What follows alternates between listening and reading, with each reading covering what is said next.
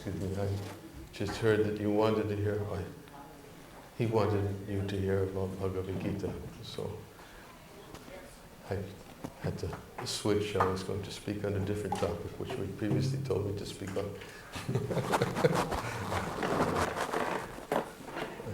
Or is the Bhagavad Gita here? Is a... Yes, okay. Okay. I'm going to chant just a little bit first.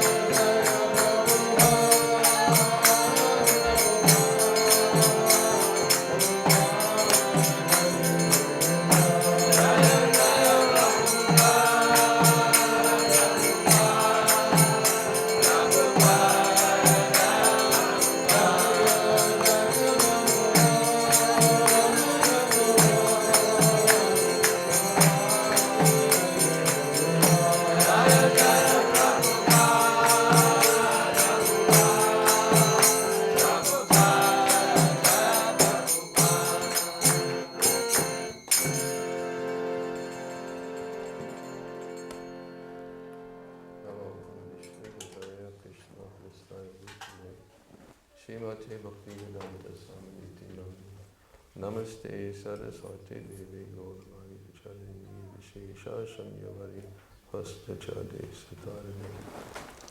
So, can I have Bhagavad Gita?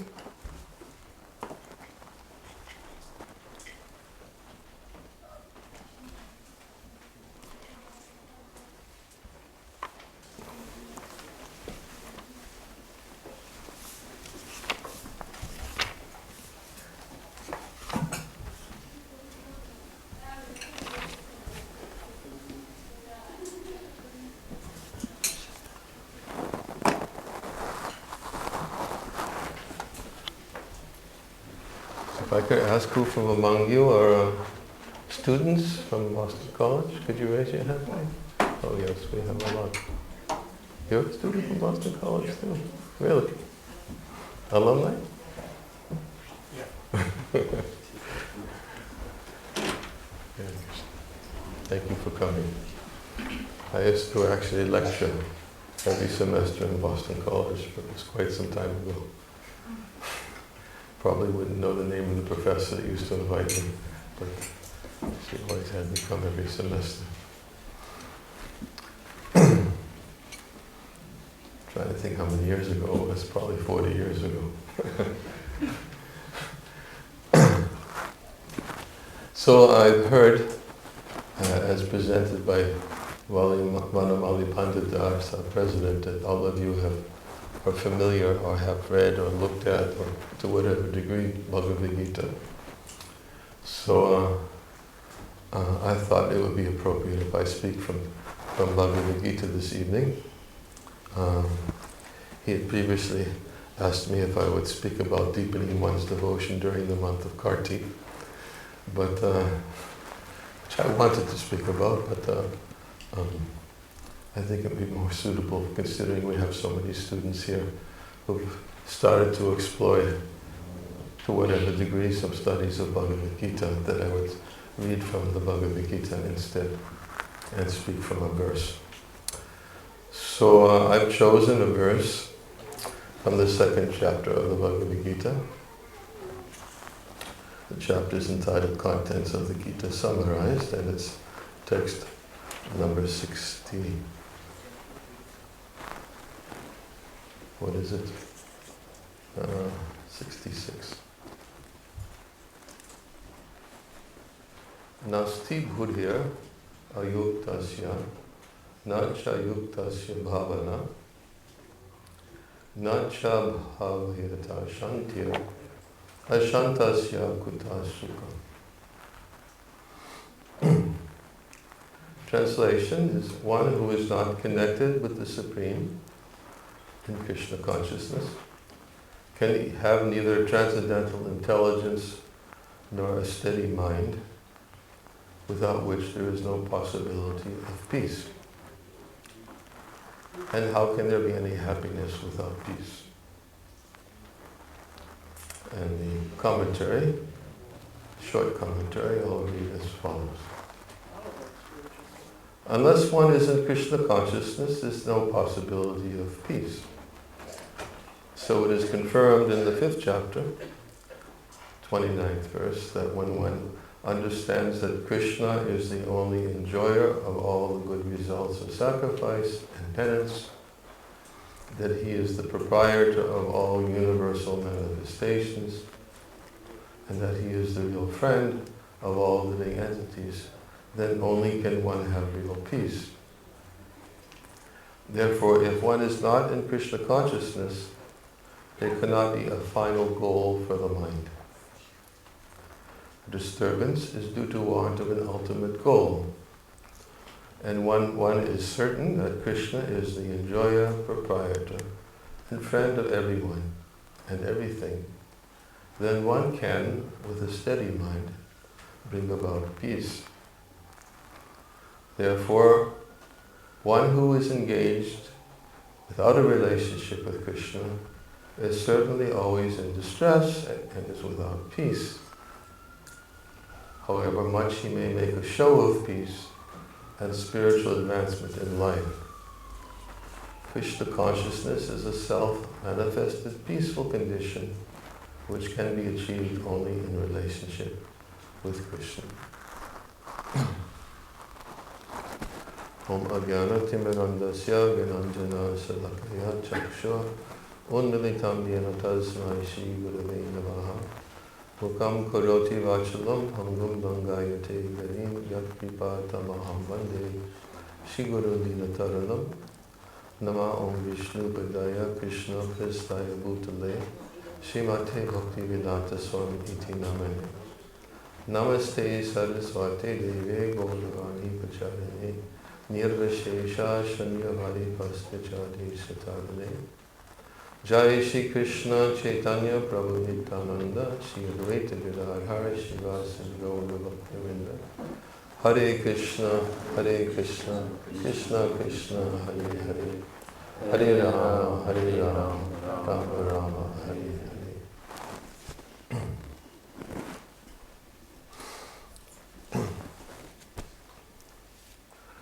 This is an important verse.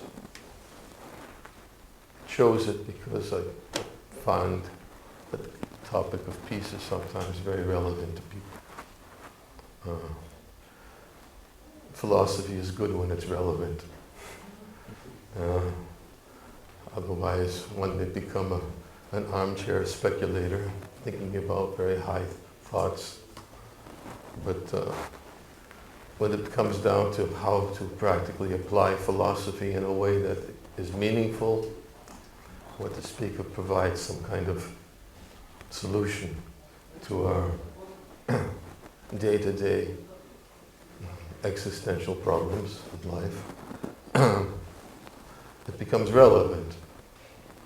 And I can honestly say that in my own life, in the life of many of those with whom I associate, and in the life of those to whom many I speak, peace is generally something that people are looking for, but sometimes it seems to be quite elusive. It's not like a switch. We can find a switch to go from disturbance to peace. It'd be nice if we can just all simply have a switch to go from disturbance to peace. But if we try artificially to go from disturbance to peace, we'll find that there are many influences that happen in our life, uncontrolled, and beyond any means that we can possibly try to, although we try to control them, because one of the characteristics of life is to avoid suffering, natural. Somehow it just doesn't always seem to work. In fact, there is a verse I oftentimes quote, interestingly spoken by a 5-year-old boy, Prahlad Maharaj. And in this verse he says, in this world, every person, every materialistic person is endeavoring for happiness and he's trying to avoid distress. And therefore he acts accordingly. Actually, however, one cannot be happy as long as he endeavors for happiness, because as long as he continues for his endeavors for happiness, he's creating all those conditions for distress, which somehow seems to be let down for some of us. To hear that making endeavors for happiness is creating distress. But actually, this verse answers that. This verse answers, or addresses, we should say, that what Prahlad Maharaj is saying, that if we endeavor for happiness separate from our actual spiritual nature, we don't understand that the more we endeavor for this kind of temporary happiness, because it's temporary, ultimately it generally leads to distress. Especially we talk about in Bhagavad Gita, Krishna speaks about the reactions to one's work. He says work performed as a sacrifice to Vishnu has to be performed, otherwise work binds one to this world. Therefore he says perform your prescribed duties for his pleasure. And that way you'll remain unattached and free from bondage. I found, interestingly, I used to read a lot of philosophy books back in the 60s and 70s, and karma wasn't a very well-known word at that time. But I find that a lot of people relate to it. More younger people. I think this, in fact, I've noticed sometimes when I go to the internet, when I'm looking at YouTube for some of the things that are more related to my own Krishna consciousness, I see a lot of videos there on instant karma. And I believe probably many people understand what it means, right? Instant karma. And usually it will have, some very nice, and I shouldn't say nice, they're not so nice. But usually it has some videos of people doing something thinking that they're going to get away with it, but they don't. And they call it instant karma. But the karmic wheel works a little bit differently according to the standards which are created in this material world. The karmic wheel sometimes doesn't immediately manifest. And Prahlad Maharaj therefore says that you're endeavoring for happiness and thinking that yes, this is going to be happy, but you don't realize that if you don't know how to become happy, free from the reactions of karma, then actually you're creating future distress. You just don't see it coming around the corner at some time, at some future point in life. So, I'm not going to dwell on that topic because we want to talk about peace. But I brought up that verse only because it's something that's relevant, as we said. Everybody's looking for it. Everyone aspires to be happy, and oftentimes many of us confront circumstances in our life which are uninvited. In fact, there is a verse in the Srimad Bhagavatam, Tasyaiva heto payate kovido, which states that persons who are actually intelligent and philosophically inclined, they do not endeavor for happiness which is available even by going to the highest planet in this world, in this universe, down to the lowest planet, because they know that as far as happiness derived from sense enjoyment is concerned, it comes automatically in due course of time, just as suffering comes without asking for it. So this verse says that an intelligent person doesn't endeavor for happiness because he knows it's already allotted. It will come. Just as suffering comes without endeavoring for it. I mean, nobody here in this room wakes up in the morning and just starts to think, make plans for how will I suffer today? At least not an intelligent person thinks that. And the verse is actually addressing intelligent persons. But it comes. We make plans every morning, anticipation that it's going to, there'll be some fruit for me to enjoy at the end of the day, or there'll be some long-range fruit that will come as a result of my sacrifices. But yet, suffering comes without asking for it. So in the same way, this verse describes that happiness actually comes without asking for it. It's destined in due course of time as a result of one's previous activities. Therefore, an intelligent person endeavors neither for happiness nor for distress.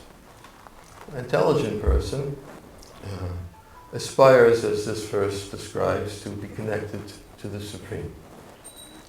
The more one is connected to the Supreme, as explained in this verse, one who's not connected in Krishna consciousness, he can have neither transcendental intelligence nor a steady mind, without which there's no possibility of peace. And our spiritual master, Srila Prabhupada, explains in the commentary of this verse, he says that disturbance is due to want of an ultimate goal.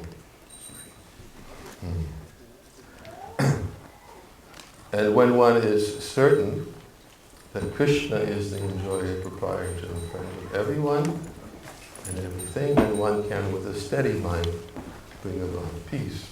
So ultimate goal. We can search after temporary goals, but this verse recommends searching after an ultimate goal. It makes me thinking of another verse. I like to use this example, but it's not just a verse. Try to follow me. I like using this verse. It's relevant. Everyone can relate to it because it talks about dreams. Has anybody here ever had a dream before? Could you please raise your hand if you had a dream before? Okay, good.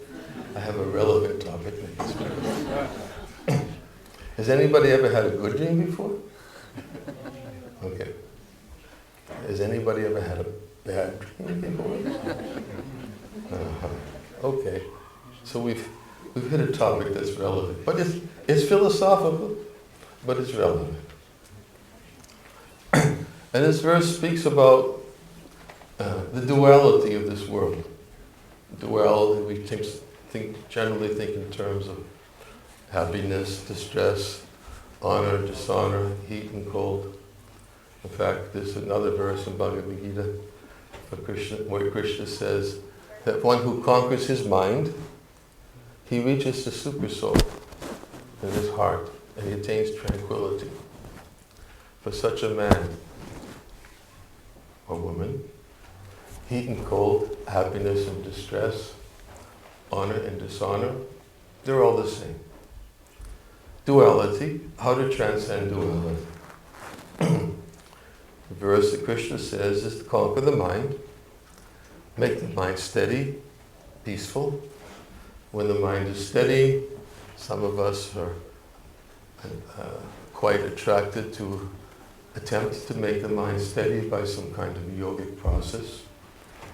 I was telling the students last night, I was speaking to a larger group of students last night who were here, that my first contact with Bhagavad Gita was when I went into a bookstore in Washington, D.C. It was in 1972.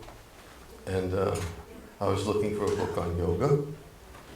And I opened up a book that I found sitting on the shelf. And I saw a picture of a yogi sitting in meditation. And it showed a picture of the soul coming through the body, through the different chakras of the body, coming out of the body, and ultimately going through the spiritual realm and finding shelter at the lotus feet of Radha and Krishna in the spiritual world. And when I looked at this picture of this mystic yogi sitting in meditation, I said, this looks like a good book on yoga. And I bought it. It was Bhagavad Gita as it is.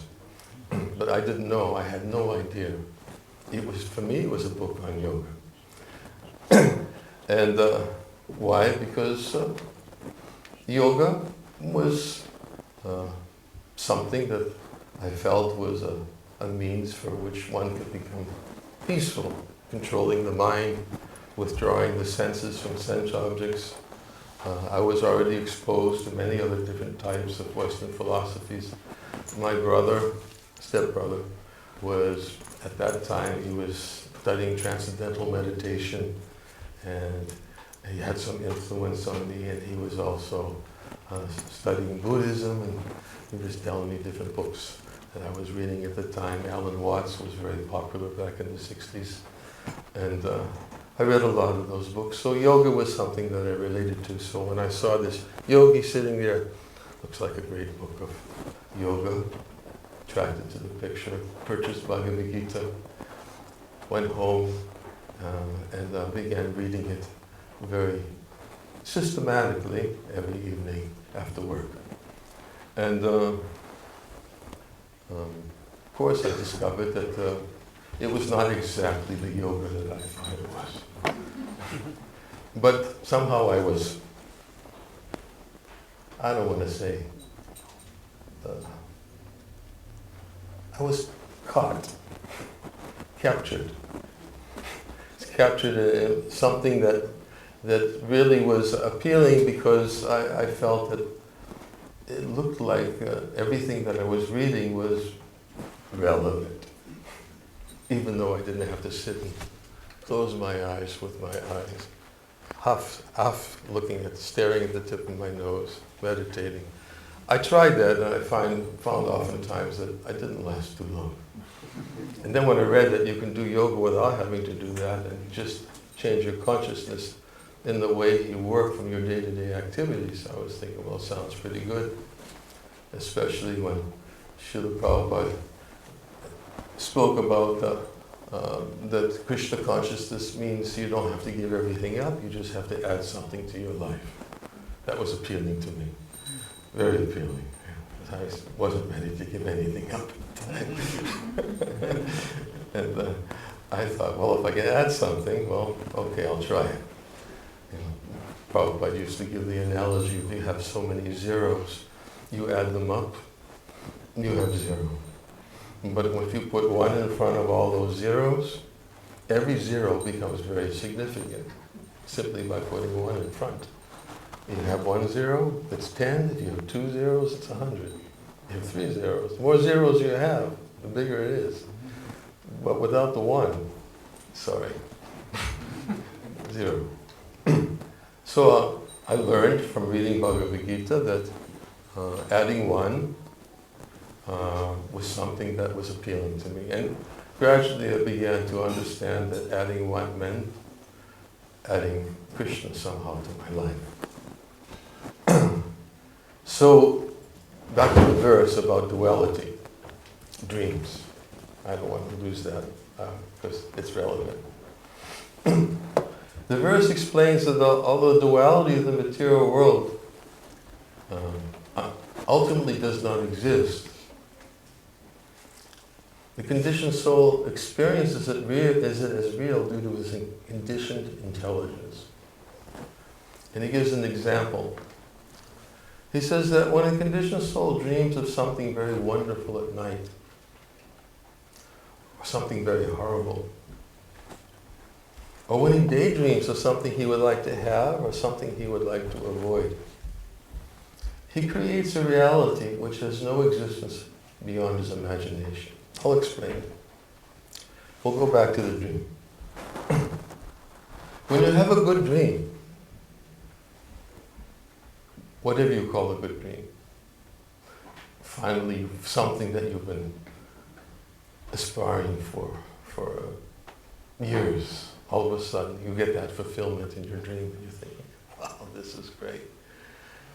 But when you wake up, then you think, oh, it was only a dream. You're sad. When you have a bad dream, okay, I tell people that, I fly a lot, and sometimes if I fall asleep in the plane in my dream, I feel that the plane is dropping very quickly. And although it's moving quite normally, and somehow in my dream it's dropping very quickly, and I'll open up and I'll look around my eyes. And usually if you have a bad dream and you come out of it, you're happy. Oh. It was a dream. But if you think about it, the sadness you experience by waking up from a good dream and the happiness that you experience from waking up from a bad dream, it wasn't connected to reality. It was connected to a dream. And happiness and sadness in this world is described that the duality of this world is described that it happens during the night. There are night dreams. And it happens during the day too, because we have daydreams of things we would like to have. If I have that, I know I'll be happy. Or things we'd like to avoid. I'll give you an example. Forgive me for speaking about this. I got COVID a couple of months ago. And when I got COVID, it wasn't so bad. And then it was just before I left India. I had been in India for 2.5 years. And the doctor told me, he took tests and said, you have plenty of antibodies, don't worry about it. He said that, because I was going to fly for I'm going back to India in just about a week or two. So I was thinking, I was relieved. I was thinking, okay, I got antibodies, what do I have to worry about? So I was relieved. Okay, I don't have to worry about it. Got enough antibodies. In fact, I went to programs, I was in big assemblies, I didn't wear a mask. Temporary though, but I felt relieved for the time being. Same thing with daydreams and daydreams. We dream of something we'd like to have. Everybody would like to avoid COVID, and something we would like to avoid. Although I know a lot of people who wanted to avoid COVID, and they thought they did everything they could to avoid it. Still, they got it, but they tried very hard to avoid it. Still got it. And I had my assistant was with me in India. He had come from Russia. He had 4 shots. He's thinking, but he got COVID. Of course he wasn't so sick. But we make a plan of we want to avoid suffering. Or we make a plan of how to become happy. We have a daydream of things we like to have, we like to avoid, but they're not any different than the night dreams. They're no different. Because although we may be convinced that, yes, if we get the fulfillment of our daydreams, then I'll be happy. When we get it, there's always something else. Right? Or when we get relief, we may feel some temporary relief, but then there's always we wake up some morning and something comes without asking for it. It's temporary. That's the nature of this world, the world of duality. The verse goes on to explain, therefore an intelligent person controls the mind by connecting his thoughts to Krishna. Because when his mind is thus controlled, he becomes free from this influence of duality. Why? Because he sees that behind everything there's a supreme plan maker.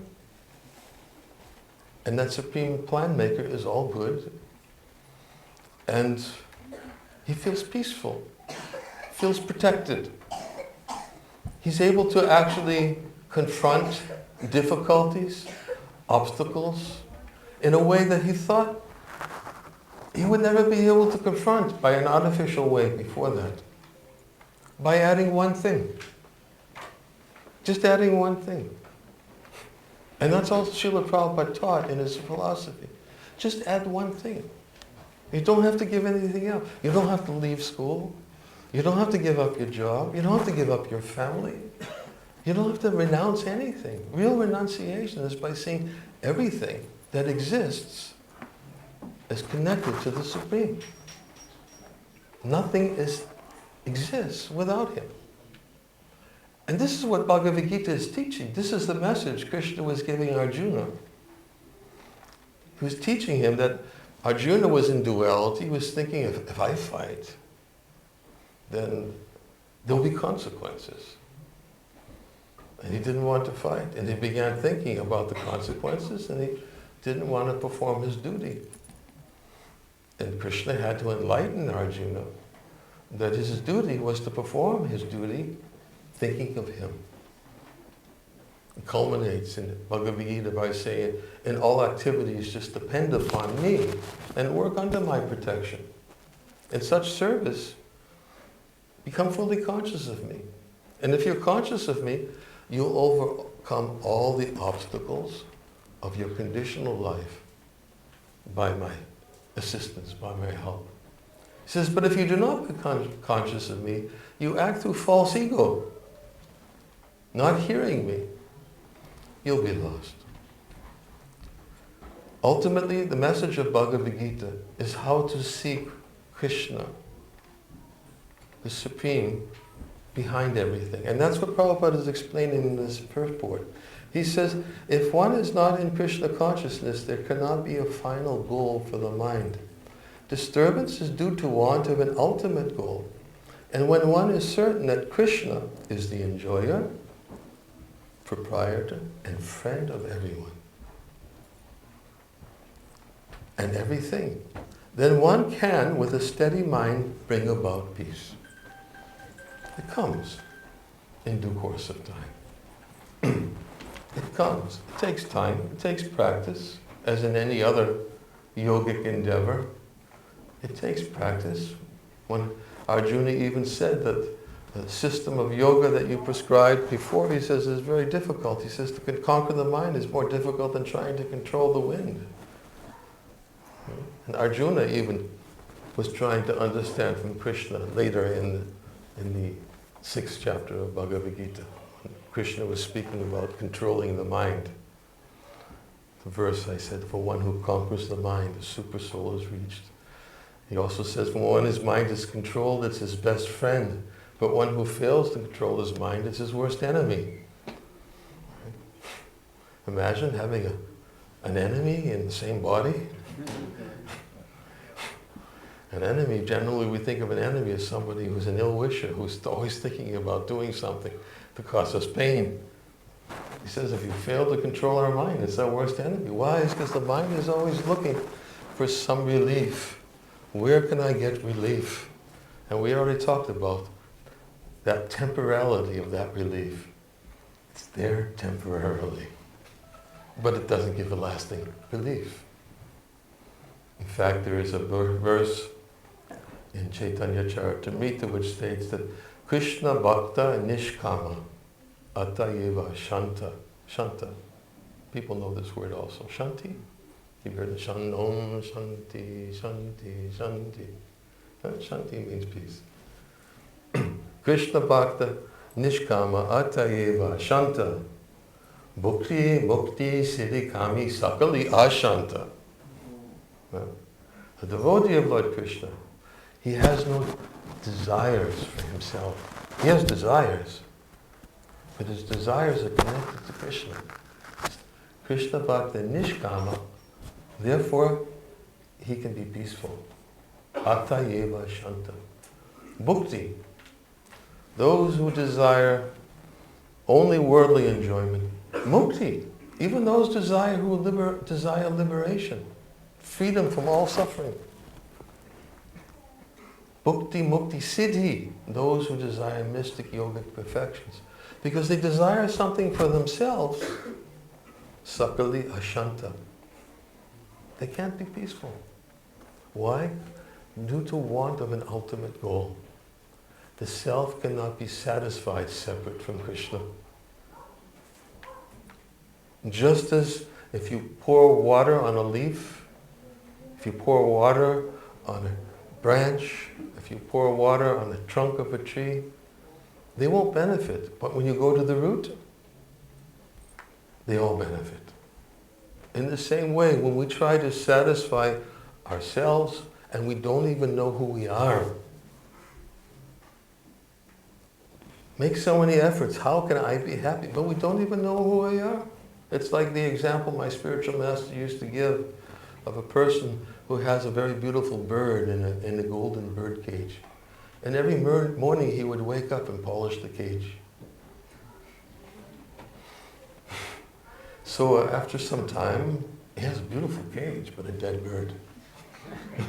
Because he forgot to feed it.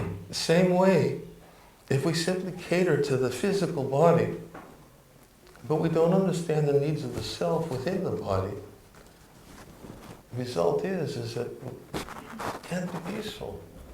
There could be no satisfaction of the self. Self-satisfaction. Not bodily satisfaction, or mental satisfaction, but self-satisfaction. In fact, Arjuna in Bhagavad Gita said, what is the symptoms of a man who is situated in this divine consciousness? And Krishna tells him, when a person finds satisfaction in the self alone, then he is known to be in pure transcendental consciousness, self-satisfied. These are messages that Krishna tries to enlighten Arjuna about in Bhagavad Gita. He begins in the second chapter, and he begins with the most elementary teaching, fundamental teaching of which was Arjuna's teaching in the battlefield of Kurukshetra, that we are different from these physical bodies, and until we understand that I have an existence independent from the body, like the bird who's in the cage. The bird needs to be fed.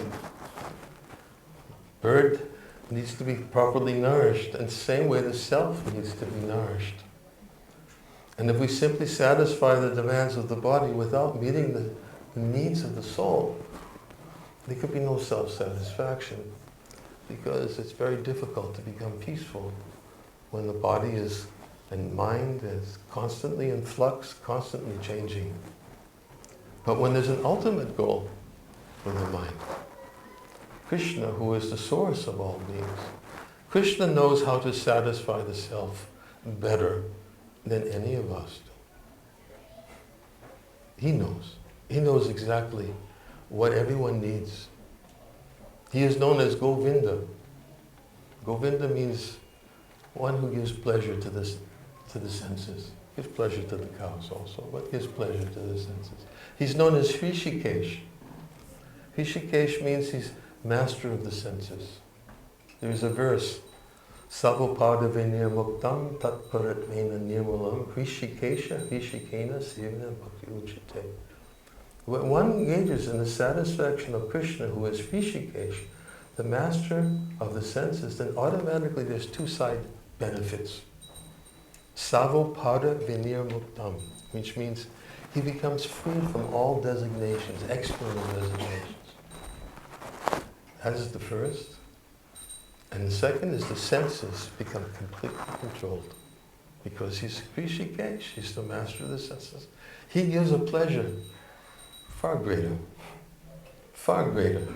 than any pleasurable experience that one can get by his own efforts to satisfy his senses himself. Of course, some people think that there's definitely some wonderful pleasures which are available to all of us in this human form of life. But under most circumstances, an intelligent person will find or discover that they're temporary. They don't last, and one needs more and more and more. And it's called insatiable desire to satisfy the bodily needs. But the bodily needs can be fulfilled when one understands who is the self and how to satisfy the self. That is message that is in this verse, which I'll read the translation of again, from the second chapter of Bhagavad Gita, when Krishna instructed Arjuna. He says that one who is not connected with the Supreme in Krishna consciousness can have neither transcendental intelligence nor a steady mind, without which there is no possibility of peace, and how can there be any happiness without peace? I'll leave a few minutes in case any of you would like to ask a question about anything I've talked about this evening.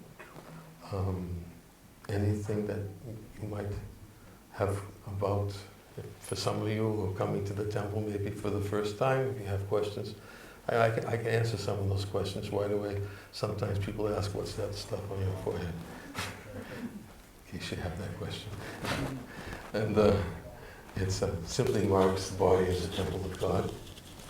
And we help to keep ourselves conscious that the body is meant for His pleasure, and therefore we remind ourselves that this body belongs to Him, and we're inside the body and meant to be used for His service. But if you have any other temple questions, reason why I answered these questions, because as I mentioned before, I used to lecture in the colleges and universities in Boston for many years. In fact, we had what was called ISKCON Speakers Guild. And I was one of the guest lecturers that many of the heads of the different departments used to invite me to come as a guest speaker.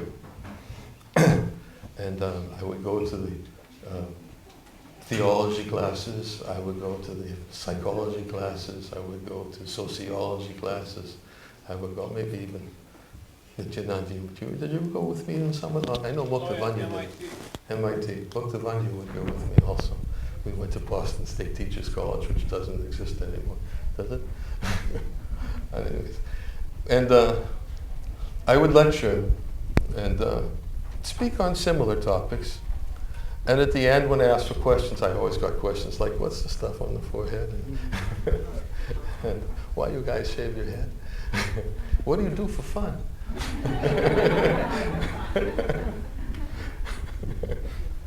That was a common question. People just couldn't relate that we get up at 3:30 in the morning and we do every day what do you guys do for fun? Yeah, that's a common. I won't answer that. I think you're more intelligent. Back then, I got a lot of questions like that. But if you have any questions, we only have 2 minutes left. Please feel free to ask. 1 minute. Yes. Yesterday you mentioned you told a letter about you told your sister you wanted to be a monk. So my friend, he had a question. He said, what was your reaction and your parents' reaction when you told them you wanted to be a monk, and how that formed your spiritual practice later on? Did everybody hear the question? No. Could you say it a little bit louder? When you told your parents you wanted to be a monk, what was your reaction? What was their reaction? And how does that form your spiritual? She's asking a question. I gave a talk yesterday to about 100 college students who were here, and I told them that I recently discovered a letter that I wrote to my family in 1973, telling them that I decided to move in, become a monk, and live in the temple. And if you want to come and visit me, you're welcome to come. I gave them the address, and they hadn't heard from me for quite some time. And all of a sudden, so she's asking what was their reaction and what was my reaction. Well, my parents' reaction They were a little bit shocked. As I told yesterday, they already had a hard enough time accepting that I accepted the lifestyle of a hippie. And that was difficult enough for them. But when I became a monk, it was even more difficult. And my mother, she came to the temple and asked me, "Don't you want to go back and become a hippie again?"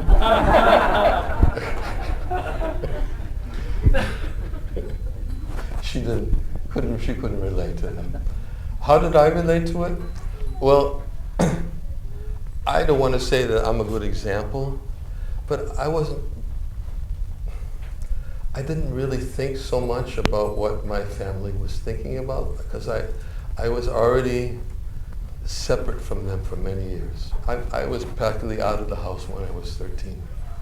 And although I was living with them in high school, I was never home. And I was not communicating so much with them. And they became, I say they, it was my mother and my stepfather. My mother remarried when I was 10. And so for me it was a decision I wanted to make. And I knew that they would have a hard time with it. And I'll even tell you something else. I don't speak about it so publicly, but this was popular back in the early 70s. They have these deprogrammers. I don't know if you've heard about them before.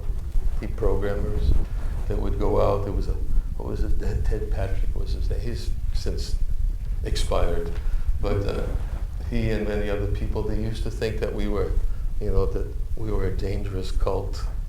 And in fact, I'm smiling because I once went to, there's two stories here. I once went to, was it Boston State Teachers College? Can't remember. Anyways, I went to Boston State Teachers College, and I was asked to come and give a lecture. I was asked to come and answer questions. And the student met me and brought me up to the front of the class and said, "Please sit here and just wait until you're called."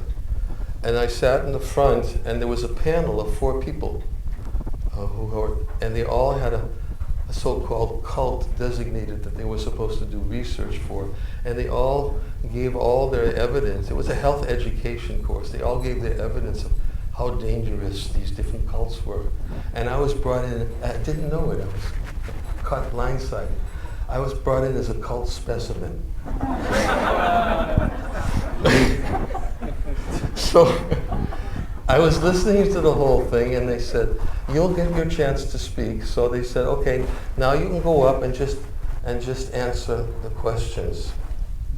So I began to speak, and I said, "You don't understand. How can you put me up front like this for me to hear those things? What, you don't even know what is the difference between a cult and a religion. How can I answer questions without explaining to you what is it?" And the teacher got very upset. He said, "That's not why we invited you here, right? Just do what you're asked to do. Take questions." I said, "No, how can I take questions? I just heard for so long about that. What you don't even know what's the difference between the cult and the religion. I have to tell you." And I kept on speaking. And the professor, he said, "Be quiet, be quiet." And one student got up and she slammed her fist against the table and said, "Let him speak." And another student got up and said, "Yeah, let him speak." And before I know it, all these students were getting up saying, "Let him speak, let him speak." And the professor, he kind of slithered back down in his seat. And I spent the rest of the time explaining what is the difference between a cult and a religion. And then after the class was over, everybody came up and was taking books, they were taking prashadam, and the other professor for the health education course across the hall was listening to me. He said, "Can you come from my class tomorrow?" They didn't know. So my mother didn't know. And my parents somehow had come under the influence of thinking that their son had been kidnapped by a dangerous cult. And they were ready to mortgage the house to have me kidnapped. And my stepbrother called me and warned me, be careful. They're planning to mortgage the house so they can have you kidnapped. I dealt with it. It was not, but that's how my mother thought. But she came to accept it. It took some time, and she came to accept my son as a religious person. And she, although it was difficult for her, he knows. Rohini Nanda, he knew my mother. Rohini Nanda was like her second son. She was so happy to see him. So, does that answer your question? Yes? Sorry. I have a tendency to go off track. But I thought it was relevant. Forgive me. Thank you very much.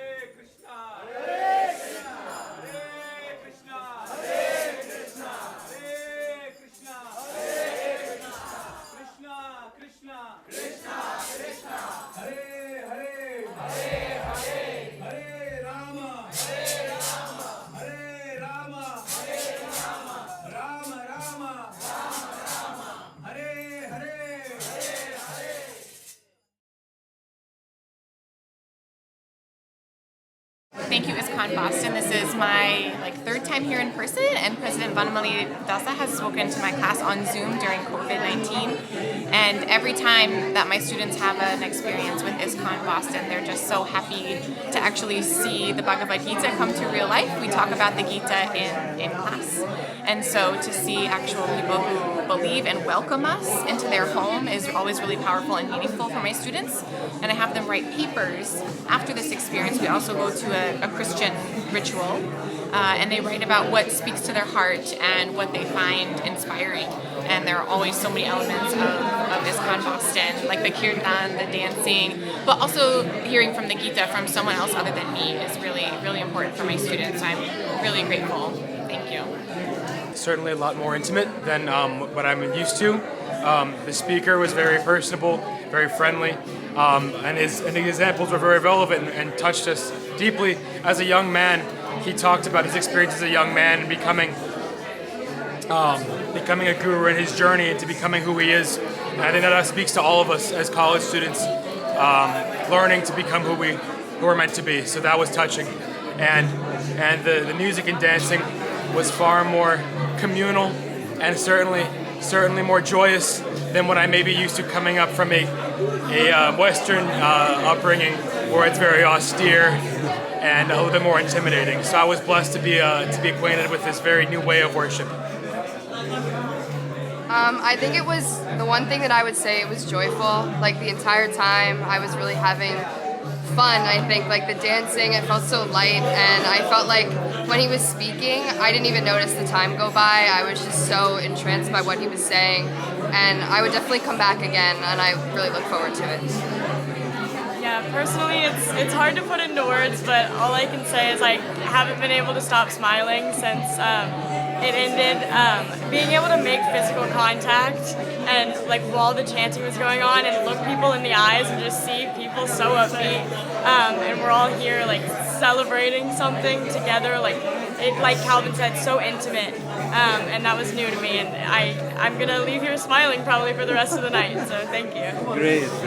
It was beautiful. Everything here is beautiful. I never had a more enjoyable session in my entire life. I can't wait to come back next Sunday to experience all this all over again. So thank you for having me.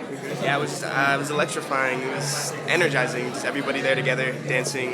Definitely a bright part of the day for sure. So thank you. Yeah, it was great. Yeah, I mean, like my friend just said, there's a lot of energy in the room. It was a lot of fun. Kind of got pulled in, but I loved it anyway, and I would definitely do it again. So I'm Hindu myself, and I've never had an experience like this at a temple. So it was really something new and amazing, and I'll definitely come back here. So thank you. Hi, that was a really interesting experience. I mean, it was very cool to have such cultural immersion, and I'm very grateful for all of you guys to have us. And thank you so much. I'm very, very, very grateful. Hi, my name's Natasha. This was an experience full of inclusivity and a welcoming community, and it was a really great experience.